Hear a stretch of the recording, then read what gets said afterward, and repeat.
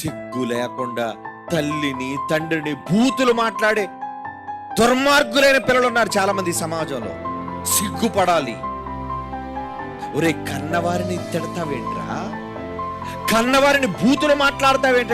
పచ్చి బూతులు తల్లితో మాట్లాడతాడు, పచ్చి బూతులు. ఒక వేశ్యగా మాట్లాడతాడు తల్లిని. ఒరే, నీ తల్లి నిన్ను పవిత్రంగా కందరా? ఆమెకు విలువనివ్వవా?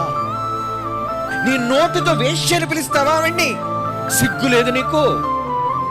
ఆమె పవిత్రంగా ఒకే భర్తతో కాపురం చేసి కంటే నువ్వేంట్రా నోటితో బూతు మాట మాట్లాడుతున్నావు? సిగ్గు లేనివాడా? తల్లిని దూషించి తండ్రిని అవమానిస్తున్న పిల్లలు ఈరోజు సమాజంలో లేరా? ఉన్నారో? వంకర పిల్లలు, వికట జీవులు, వికాసం లేదు, దేవుని జ్ఞానం లేదు, చెడిపోతున్నారు వాళ్ళు.